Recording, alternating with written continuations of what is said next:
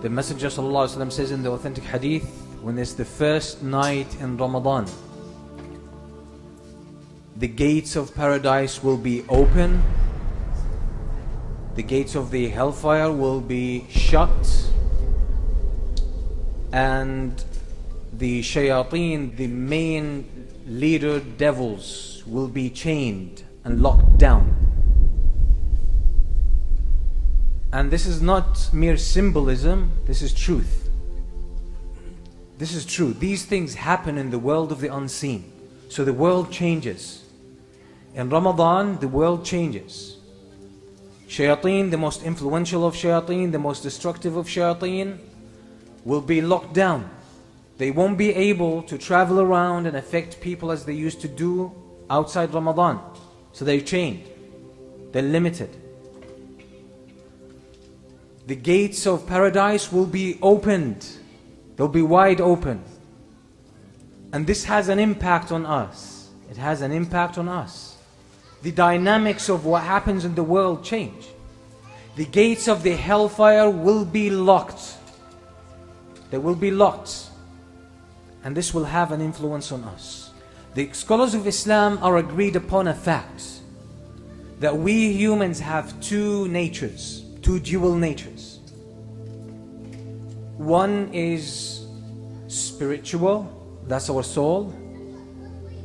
That's our soul, that's the invisible part of who we are. And this has a life of its own.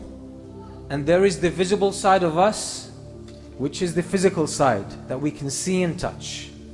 The spiritual side of us has more of an angelic nature. It yearns to Allah subhanahu wa ta'ala.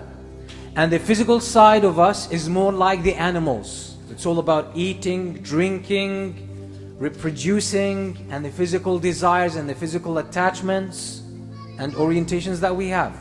And upon death, these two natures will be separated. The soul will depart the body. The soul is part of the world of the unseen. We can't touch it, we can't smell it, we can't taste it, we can't even hear it. That's the soul, but that's who we really are. حَقِيقَةُ الْمَرْءِ نَفْسُهُ, as the scholars say. The reality of a human being, the essence of a human being is his soul. Because when the soul departs the body turns into a corpse, turns into pieces of flesh and bones that will decompose. It has no life of its own. So the spiritual nature of us is part of the unseen. It feels things that happen in the world of the unseen. So when the gates of paradise are open, this impacts our spiritual nature. This impacts our spiritual nature. When the gates of the hellfire are locked, this impacts our spiritual nature. Some part of us feels that. The Prophet ﷺ says in the authentic hadith, which is in a Sahih, مَا جَلَسَ قوم في بيت من بيوت الله يتلون كتاب الله ويتدارسونه بينهم إلا نزلت عليهم السكينة وحفتهم الملائكة وذكرهم الله في من عنده. Any group of people who gather together in a masjid, in one of the houses of Allah, they recite the book of Allah, the words of Allah, and they study it. Except that serenity, peace and tranquility will descend upon them. And the angels will rub shoulders with them. Angels will be among them, around them, rubbing shoulders with them. And Allah would mention them to the highest ranking angels.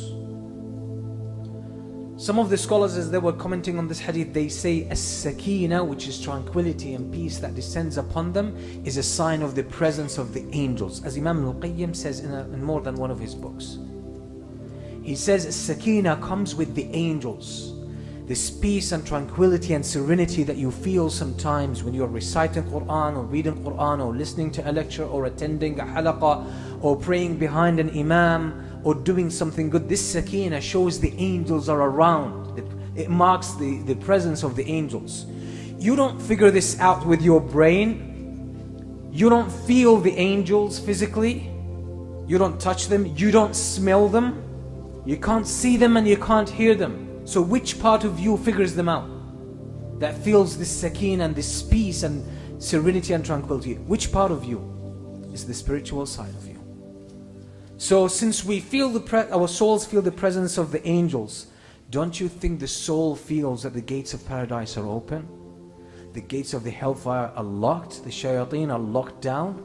It does. And that's why most of us feel in Ramadan more eagerness to worship Allah subhanahu wa ta'ala. You find more peace and more tranquility because the fragrance of paradise reaches your soul. It recognizes that at a subtle level that you cannot capture with your senses. So that's what happens during Ramadan. This is what happens. This is why Ramadan is a special time. These things are not a figment of imagination that we're just talking about in a symbolic sense. These are realities of life. These are things that are happening. So when the first night of Ramadan, the dynamics of the world change and your soul responds to that. So this is why Ramadan is a point for us to really upgrade our iman, upgrade the level of our taqwa and connection to Allah subhanahu wa ta'ala.